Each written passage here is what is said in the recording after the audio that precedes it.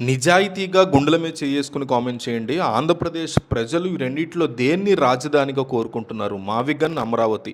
ఈ video YS Jaganmohan Reddy వరకు, చంద్రబాబు వరకు, పవన్ కళ్యాణ్ వరకు వెళ్తుంది. వాళ్ళు ఖచ్చితంగా ఈ కామెంట్ సెక్షన్ ఓపెన్ చేసి చూస్తారు.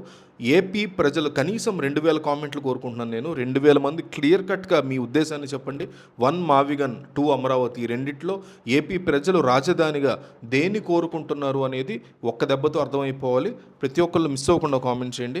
ఆంధ్రప్రదేశ్లో ప్రస్తుతం రాజధాని అంశాల గురించి జరుగుతున్నటువంటి పరిణామాలు ఎప్పటికప్పుడు కొత్త మలుపులు తిరుగుతున్నాయని చెప్పుకోవచ్చు. గత ఎన్నికల సమయంలో ఒకలా మాట్లాడి ఆ తర్వాత అధికారంలోకి వచ్చిన తర్వాత జగన్మోహన్ రెడ్డి మరోలాగా మాట్లాడుతున్నారని, రాబోయే ఎన్నికల కోసం సరికొత్త నినాదాలతో జగన్ ముందుకొస్తున్నారు అని టీడీపీ తీవ్రంగా ఆరోపిస్తోంది. రాజకీయాల్లో స్థిరత్వం తీవ్రంగా కరువైంది అంటూ మండిపడుతోంది తెలుగుదేశం పార్టీ. వచ్చే ఎన్నికల్లో తమ స్టాండ్ ఇదేనంటూ ఒక తెర మీదకి తీసుకొచ్చారు ఒక కొత్త అంశాన్ని. అమరావతికి వ్యతిరేకంగా మావిగన్ అనేటువంటి ఒక కొత్త యుద్ధాన్ని ప్రకటించడం జగన్మోహన్ రెడ్డి చేసిన భారీ తప్పు. దీనివల్ల వైసీపీ తీవ్రంగా నష్టపోతుందని కూడా వైసీపీ సపోర్టర్లు అనకుండా పరిస్తుందని తెలుగుదేశం పార్టీ మీడియాలో స్ట్రాంగ్గా వినిపిస్తున్నమాట. అయితే ఇలా నిరంతరం మాటలు మాడుస్తూ, వ్యూహాలు మారుస్తూ ప్రజల్లో ఎలాంటి సంకేతాలని జగన్ ఇస్తున్నారు అని కూడా వైసీపీ సొంత విశ్లేషకులే మాట్లాడుతున్నటువంటి పరిస్థితి. ఒకప్పుడు ఒకే రాజధానికి కట్టుబడి ఉంటానని చెప్పి ఆ తర్వాత 3 రాజధానుల ముసుగుని వేసి ఇప్పుడు మళ్ళీ మరో కొత్త పేరుతో ప్రజల ముందుకు రావడం రాజకీయ అస్థిరతకే నిదర్శనం అనేది అర్థమవుతుంది.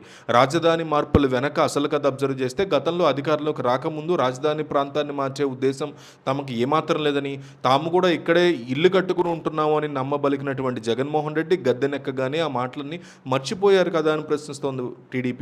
ఆ తర్వాత 3 రాజధానులు అంటూ వింత ప్రతిపాదన తెర మీద తీసుకొచ్చి సౌత్ ఆఫ్రికా లాంటి దేశాల ఉదాహరణలు చెప్తూ ప్రజల్ని గందరగోళంలోకి నెట్టే ప్రయత్నం చేశారు జగన్ అనేది ప్రధాన ఆరోపణ.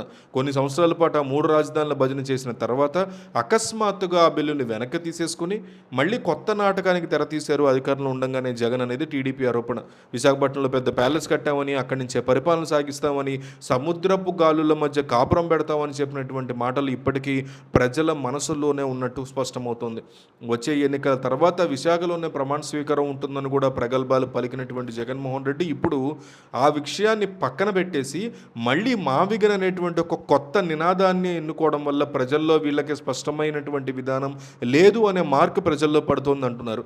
ఇలాంటి పరిణామాలు చూస్తున్నప్పుడు సామాన్య ప్రజలకే కాకుండా క్షేత్రస్థాయిలో పనిచేస్తున్నటువంటి కార్యకర్తలకి, వైసీపీ కార్యకర్తలకు కూడా ఏమాత్రం ఏం చేయాలో తెలియనటువంటి పరిస్థితి ఏర్పడింది అంటున్నారు. ఒకప్పుడు 3 రాజధానుల గురించి ఊరూరా తిరిగి ప్రచారం చేసినటువంటి కార్యకర్తలు ఇప్పుడు అకస్మాత్తుగా మావిగన్ అనేటువంటి కొత్త నినాదాన్ని తీసుకుని ప్రజల్లోకి ఎలా వెళ్ళాలి అని తలలు పట్టుకుంటున్న పరిస్థితి.